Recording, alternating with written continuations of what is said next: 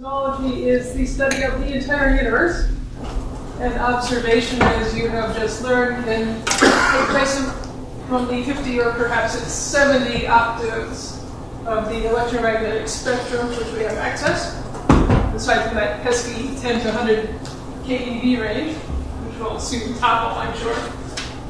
And fitting all that into 15 minutes seems, well, a bit of a challenge. So I have decided to use an example of a particular part of cosmology, an important part, to be sure, that can be used as an example, a warning, to physics students. And my example, as you might have deduced, is Hubble's Law. Hubble's Law is the seemingly simple statement that galaxies are receding from each other, and an observer on, for instance, the Earth, will see galaxies have a recession velocity that is linearly proportional to their distance. Sounds very simple. V proportional to d. How simple can you get? However, as this photograph of Einstein peering through the telescope reminds us, well, it was put by William Hubble in the mid-19th century, there is a mask of theory over the entire face of nature. That is, we look outward at the universe, we observe it, but what we observe is filtered through the theories that we embrace. And general relativity interprets Hubble's law in terms of the expansion of space. There are other interpretations possible, which I will discuss. And the fact that Edwin Hubble, with his inseparable pipe, is hovering in the background of this photograph, reminds us that the statement velocity is proportional to distance is in itself an interpretation. When you look at a galaxy, there is the little label attached to it saying, "Hi, I'm 10 megaparsecs from the solar system, and I'm receding with a velocity of 700 kilometers per second." It doesn't work like that. So in fact, Hubble's law is interpreted, but it is in itself an interpretation of the observations.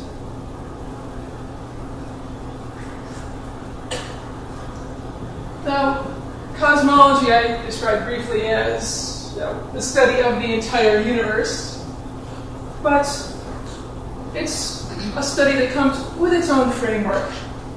Several years ago, I attended a cosmology conference in Cleveland. I called up the conference hotel and said, "Oh, I want a special rate for the Great Lakes Cosmology workshop." Brief silence, there's the sound of sales clerk rummaging away in the background. Finally, he comes back to the phone and says, I'm sorry, I don't have any record of that conference being held here. I said, well, look again. It's the Great Lakes Cosmology workshop. There should be a record of it.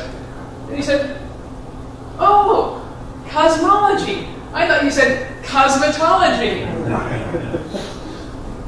My first response was, "I bet this never happens to Stephen Hawking." My next response was, well, it's actually an understandable mistake. Cosmology, cosmetology, they both come from the Greek word cosmos, originally meaning harmony or order.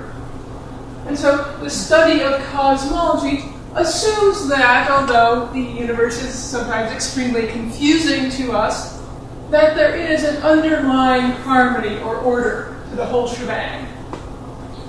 And cosmologists try to find that underlying harmony or order.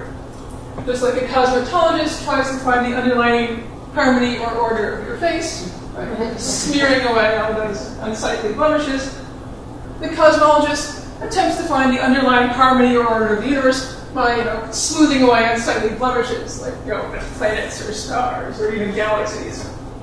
So there is an underlying order to the universe. That's sort of the beginning assumption of cosmology. And this is where I interpolate my commercial interruption. I firmly believe, and I'm going to proselytize this point of view, that every single physics and astronomy major out there should take a cosmology course as a junior or senior, because it makes a wonderful capstone experience. You're a physics major, you've done the march through Halliday and Resnick, you've learned all these wonderful subfields of physics, but you've learned them separately. You've taken your course on thermodynamics and stat math, you've taken quantum mechanics, and so on and so forth through the list. But cosmology ties them all together. Perhaps not quite as well as neutron stars, which provide you with solid state physics. Well, of course, classical dynamics. How you determine the mass of a cluster of galaxies, for instance? Well, you use the virial theorem. You assume that the individual galaxies move under the influence of gravity. Or you can measure the mass of the cluster by observing its gravitational lensing effect on background galaxies. So classical dynamics and general relativity both play a role in cosmology. And of course, nuclear physics, you can apply that to Big Bang nucleosynthesis. Atomic physics, you can apply that to recombination and the formation of the cosmic microwave background. And if you dare, you can go back to the very, very early universe, where there's a great deal of highly amusing particle physics going on. So all of these different fields of physics are tied up in one lovely cosmological package. And I should point out, having taught such a course myself at Ohio State, that if you ever need a review of all your freshman and sophomore physics, teaching a cosmology course really focuses your attention amazingly. This is a commercial interruption, of course, because if you should choose to teach such a course, I happen to know of an appropriate textbook. Introduction to Cosmology is in fact written at the upper level, undergraduate level. I should also point out from personal experience that if you are teaching at the 100 level to non-science majors, you can actually teach them a fairly large amount of cosmology. In the course I taught Astronomy 143, the esoteric numbering of the Ohio State curriculum, starts out with a historical overview of cosmology. Now, for thousands of years, we've all been looking at the same universe. The universe hasn't evolved that much in the past 5,000 years or so, but we've developed different models for cosmology. Astronomy is based on observation, as Roger said, and our observations have become, with time, more subtle, ranging over much wider ranges of the electromagnetic spectrum, using much more sensitive instruments than the human eye. But even the earliest cosmological models, flat Earth, solid dome overhead, a la Genesis, or the ancient Egyptians, or even Homer's Odyssey and Iliad, this early modeled universe is based on observation. We lived in Mesopotamia 5,000 years ago. We went outside at night, we looked around, we say, wow, looks awfully flat around here. No bumps worth mentioning on the floodplains of Mesopotamia. And you look upward and there's a fairly convincing optical illusion that you are looking at the underside of a dome. And of course, whip out the famous and much used WMAP cartoon of the evolution of the universe. Today, we have a much more sophisticated model for the universe based on many more observations. But seeing how, as the result of new observations and new interpretations, our model for the cosmos around us as well, is a very good teaching tool. Now, our models are based on observation. Our observations improve and evolve. Our models improve and evolve. And it's useful for non-scientists to know where we're coming from historically, in order to impress upon them that, cosmologists are not making all this up, Modern cosmological models do sound pretty wonky to the uninitiated. Dark matter is bad enough, but dark energy, something that makes the acceleration of the universe positive rather than negative, pretty bizarre. However, with a historical background, you can show how cosmologists were dragged, sometimes kicking and screaming, sometimes literally kicking and screaming, towards this model because of observations. Now, one reason why cosmology, like the rest of astronomy, is an excellent way of teaching physics is because, as people have mentioned, as people will mention, it's got that wow factor, the gee-whiz factor. New observations, wow, at X-rays and gamma rays and at radio wavelengths, and you can detect neutrinos, kind of. And of course, we hope in the future to detect gravitational waves, and wow, gee, gosh, golly, all this new technology really does engage students, catches their attention. I'm not going to talk about the new gee-whiz stuff. I'm going to talk about good old-fashioned cosmology.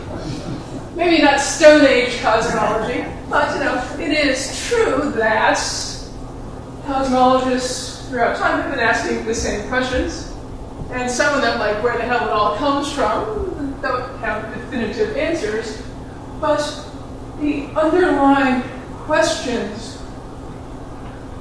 of cosmology, where the hell does it all come from, what the hell is it like today, and where the hell is it going, are also hooks with which you can snag unsuspecting students and start teaching them physics.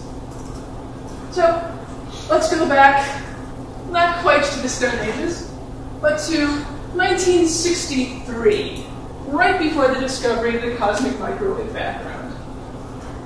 Now, in a nice review article, 30 years after that date, Malcolm Longmire, distinguished observational cosmologist, was taking advantage of being distinguished to do what distinguished people do.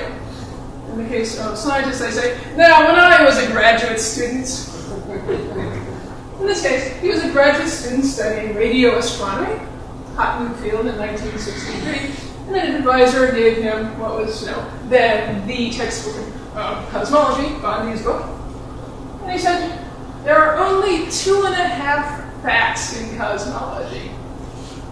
Now, this is less than half a century ago, within the lifetime of the more grizzled of us. I should point out that I was still a toddler at the time. And within living memory, there are only 2.5 facts in cosmology. Now cosmology has facts coming out of its ears, but the 2.5 facts at that time were 1. The sky is dark at night. Olbers paradox, in other words. Now, fact number 1 does, in fact, date back to the Stone Age, and even before people started banging rocks together. But it really only became a paradox in the late 16th century, when people said, celestial sphere, who needs it?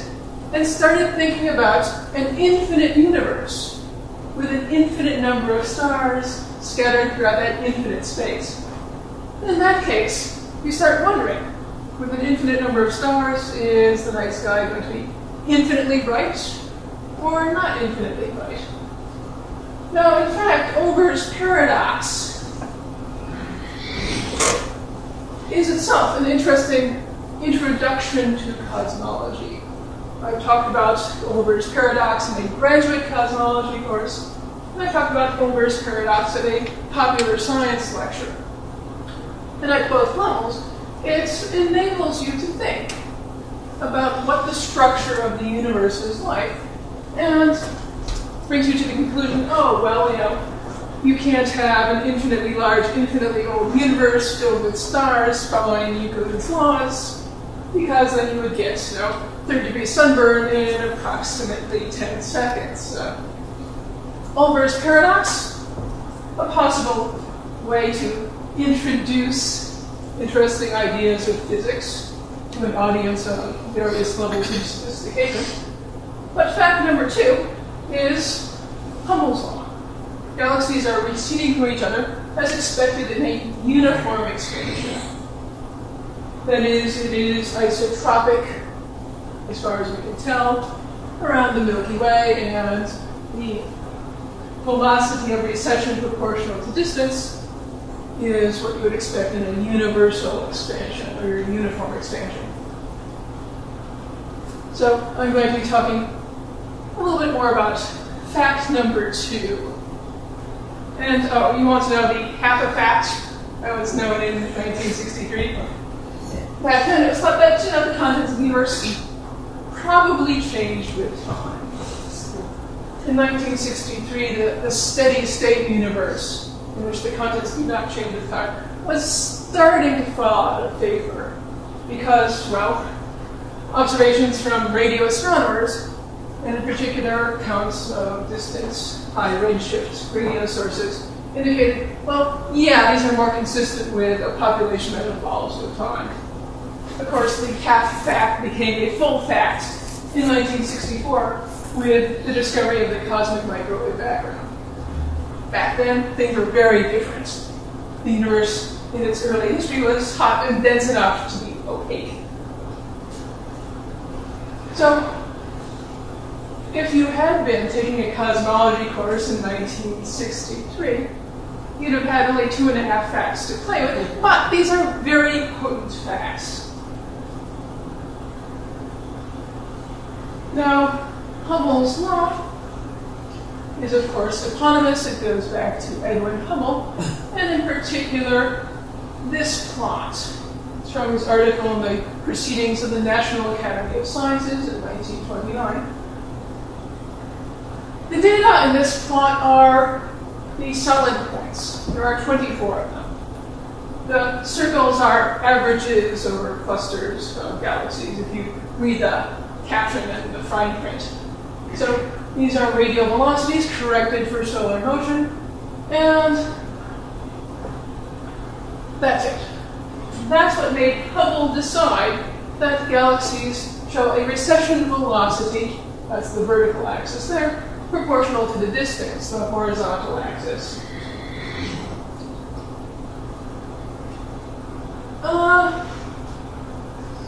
Squint. A lot of scatter on that line, isn't there? Are you sure that a straight line is a better hit than a parabola to use data? Hubble is being bold. But of course, the first person to discover a fact is usually working with limited data. They're out on the ragged edge of what technology can do. So, no, Hubble's boldness in this case paid off. If he had tried to fit a parabola to this data, people in the hindsight would have said, oh, everybody knows in hindsight that there's a linear relationship between velocity and distance. So what can we learn just by looking at these, I was about to say, antique data? They're not yet a century old, but in a laxer definition of antique, they are antique. And I'll zoom in. First thing you learn, lesson number 1, typographical errors happen. The vertical axis is a velocity and should be in kilometers per second. So, in fact, it's a trivial error. The draftsman was probably scolded for leaving out the inverse seconds in this plot. But, it is a useful lesson, even in the most highly regarded journals, and even in the most highly regarded textbooks. Typographical errors happen.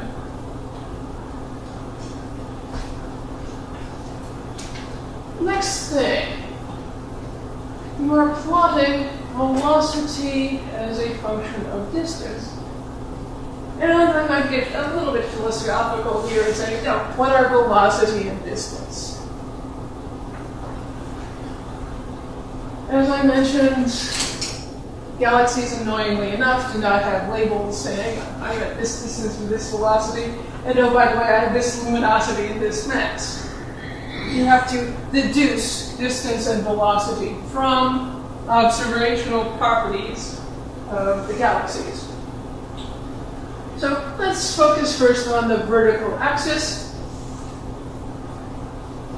In fact, what you measure from a distant galaxy is not a velocity, but rather a fractional shift in the wavelength of various absorption or emission lines. And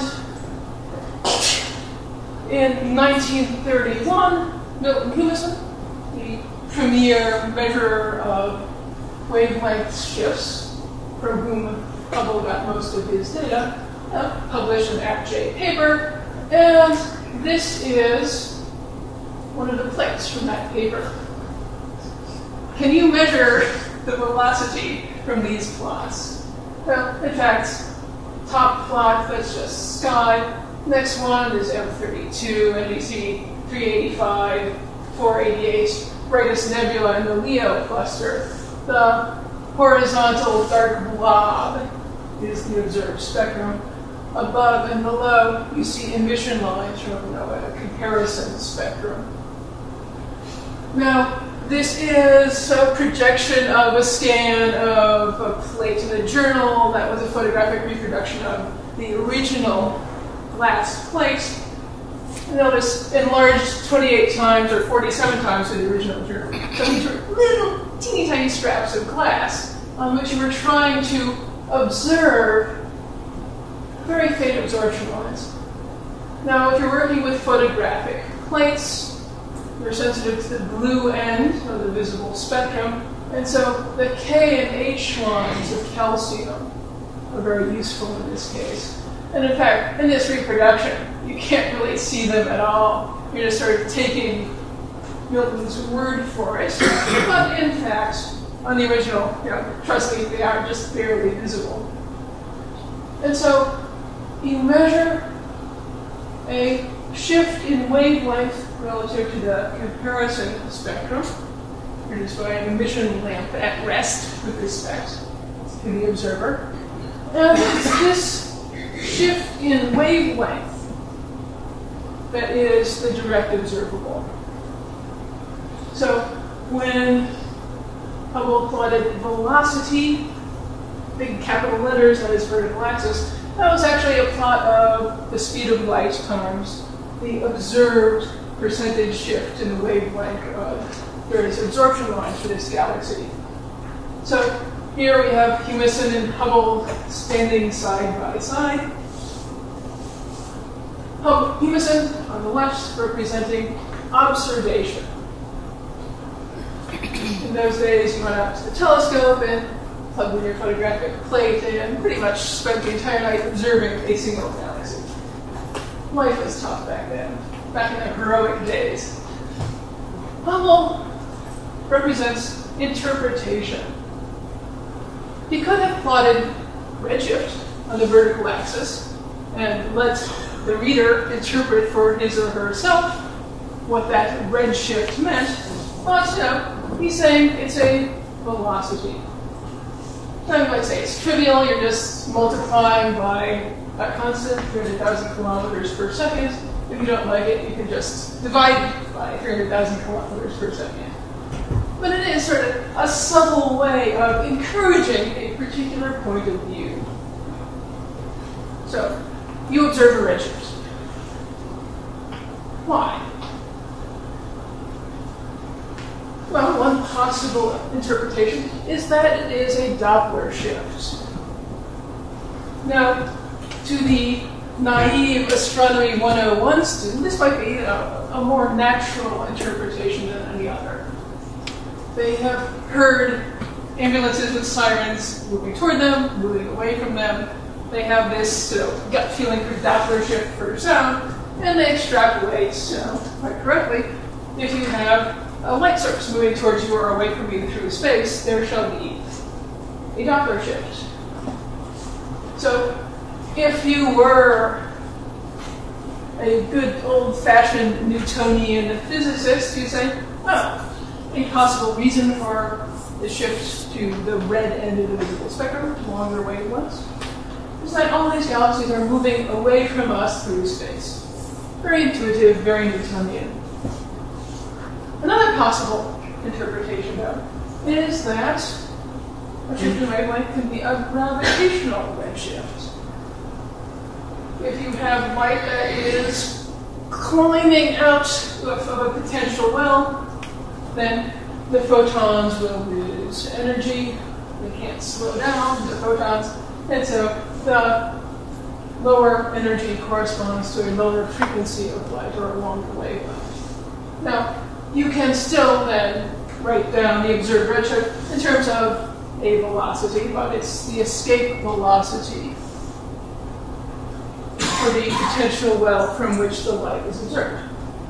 And Hubble was in fact a little worried about this. He said, well, Humason is observing the highest flux galaxies that he can because that's the easiest thing to do. And in order to get above a flux limit, galaxies at a greater distance have to be more luminous, presumably more massive as well, and probably with a deeper potential well, with a higher escape velocity. So, Hubble worried about this, but finally decided, no. There's no... Oh, if you plot redshift versus deduced luminosity of the galaxy, scatter all over the place. So this was not Hubble's greatest worry. Another interpretation of the cosmological redshift. Suppose the universe is expanding, so that the scale factor A, representing a length scale in the universe, say a side of a really big box, is increasing with time. Well, in that case, as the box expands, the frequency of the light inside the box increases, wavelength increases, and you're going to get a redshift z equal to, well, the scale factor at the time of observation, approximately now, divided by the scale factor at the time the light from that galaxy was emitted, minus 1. Now, in the limit of small redshifts, if z, the fractional shift in wavelength, is very small compared to 1, you can think of this as a velocity 2, since v in this case will be the relative velocity of the observer, us, and the emitter, distant galaxy, due to the expansion of the space between them. So, in some of these interpretations, translating from an observed redshift to a velocity is straightforward. It might not be the velocity of a real moving object. It might be an escape velocity, but redshift velocity kind of go together. However, you can think of other more or less wonky schemes. The tired light scenario. If photons lose energy somehow as they move through a space that isn't expanding, they can grow tired. They lose energy the way we all do when we go on long journeys. And in that case, the photon energy at the time of emission minus photon energy at the time of observation, minus 1, is going to be the redshift observed. Notice I carefully avoid mentioning any sort of physical mechanism for the tired light scenario. Let's bring it up because, if you're sufficiently fertile in your imagination, you can think of other interpretations of an observed redshift for the light source. So, in honesty, Hubble was plotting on the vertical axis the observed wavelength lambda, these H and K emission lines, minus the rest wavelength normalized by rest wavelength multiplied by speed of light. So he is plotting something that is related to an observable, but. Now, about distance is. Whenever I teach a 100-level astronomy course, a good fraction of the first lecture, sometimes I postpone it to the second lecture, is devoted to complaints about the universe. Namely that it is very, very difficult to measure the distance to an object that is beyond your reach.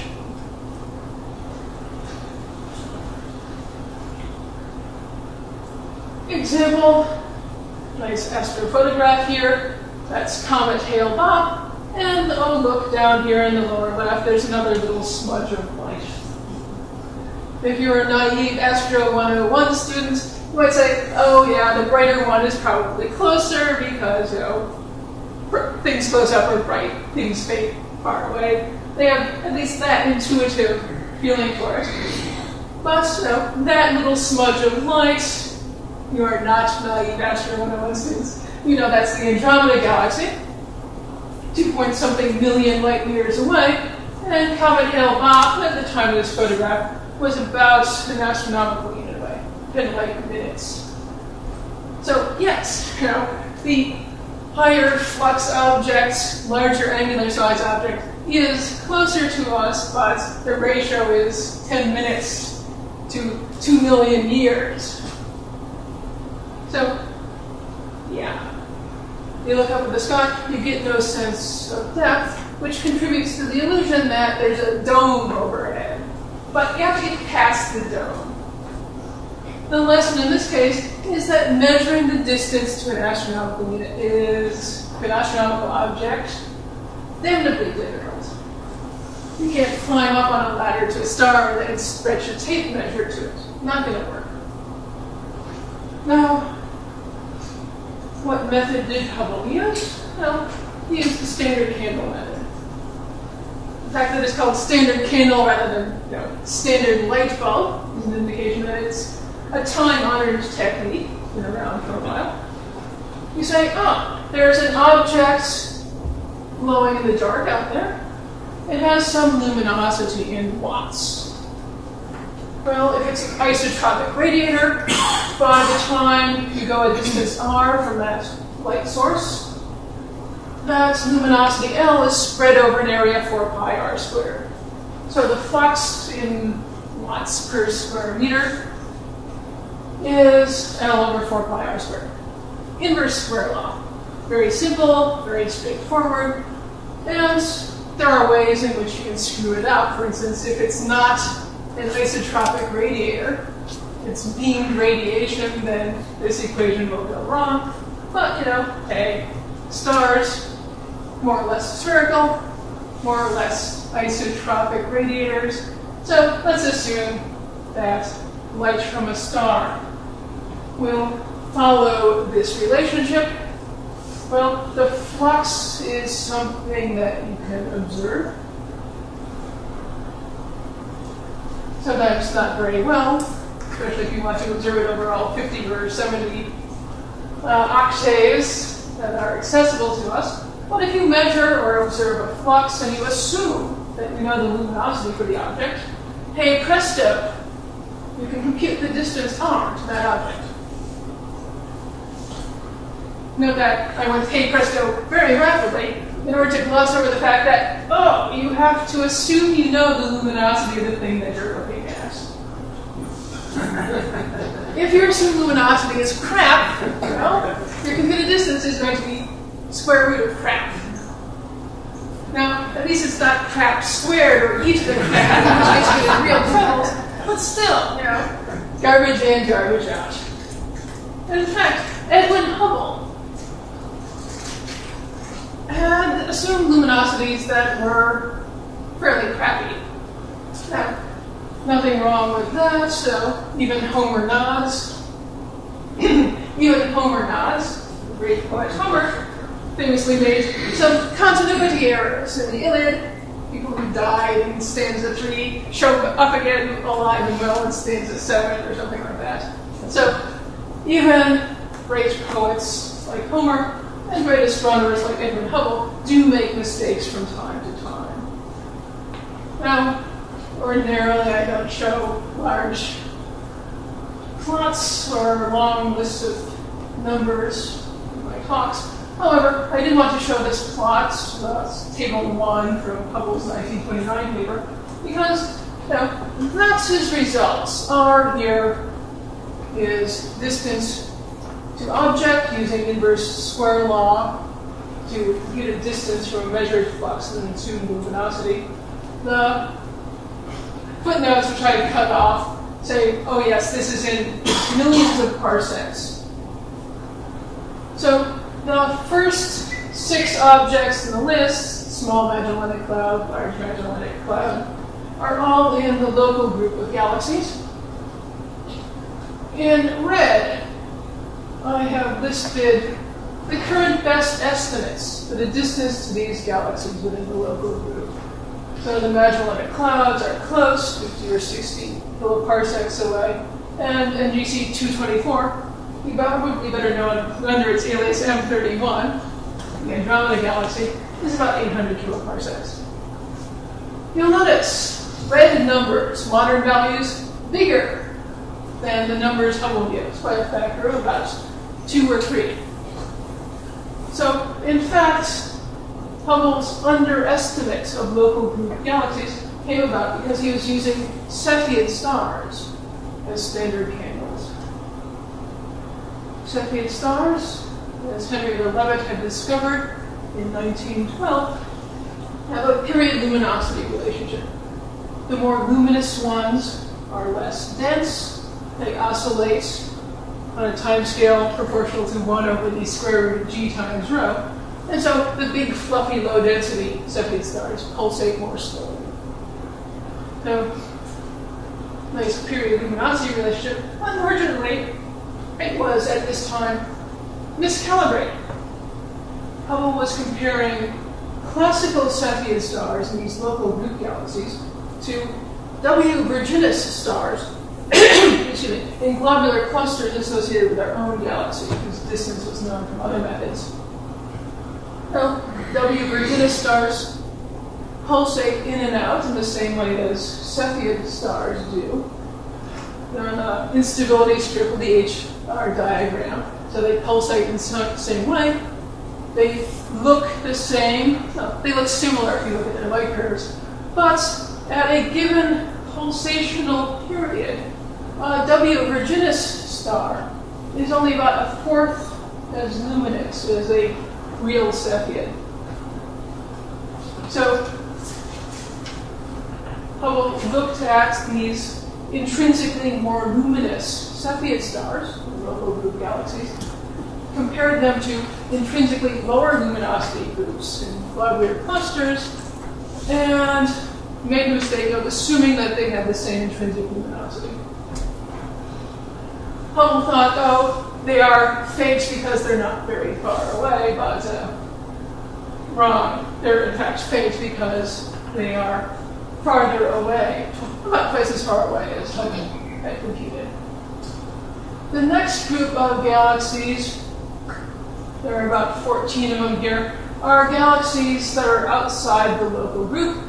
The Cepheid stars in these galaxies were too faint for Hubble to detect, and so he assumed that the brightest star in each of these galaxies was the same luminosity as the brightest star in all of the local group galaxies, whose distance he thought he knew accurately. Well, in fact, in these more distant galaxies, what he thought was the brightest star was actually an ultra-compact H2 region, which can be at visible wavelengths several times more luminous than even the biggest or brightest individual star. So errors pile up. By the time you get to these numbers in blue, these are all about an order of magnitude larger than Hubble's underestimated instances. And finally, these last 4 galaxies are in the Virgo cluster. So they're all about 16 or 17 megaparsecs away.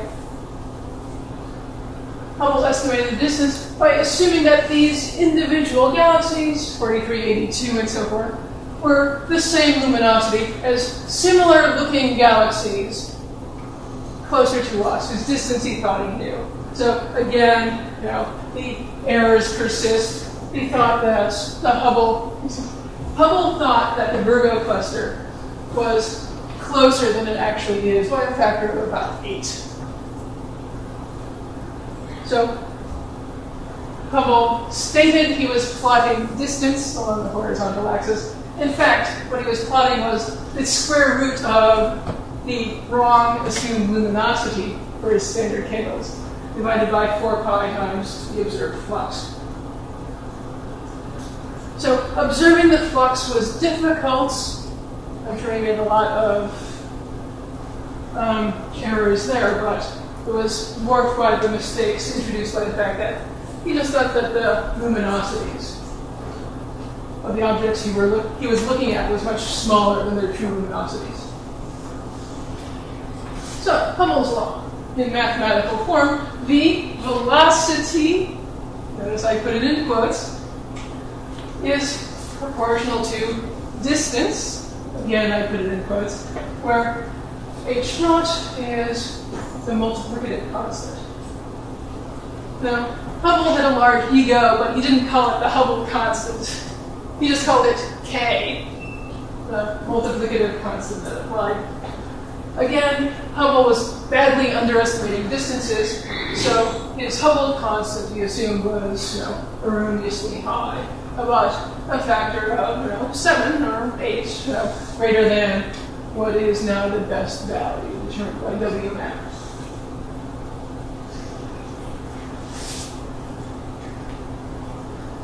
Now, the obvious problem with standard candles is you have to know the luminosity of your standard candle. Not so obvious problems. And it assumes Euclidean geometry. It assumes that the surface area of a sphere is equal to 4 pi times the square of its radius. Now, again, before the 19th century, that would have been so obvious as not to be mentioned at all. But in fact, Gauss and Janos Polya and Nikolai Ivanovich Lobachevsky pointed out that you can have perfectly self-consistent geometries that have positive curvature, the three-dimensional analog of the surface of a sphere, or negative curvature, the three-dimensional analog of a hyperboloidal surface. So, that's something you have to take into account. Another problem with standard candles is that the inverse square law that we applied assumes that photon energy is conserved.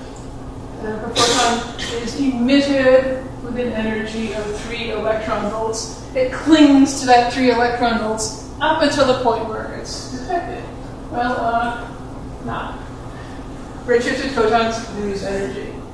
There's also the fact that as the universe expands, the distance between emitted photons increases, and as a result, the time of arrival of photons at your telescope increases. Well, I call these problems, but wait! In every problem there lurks an opportunity.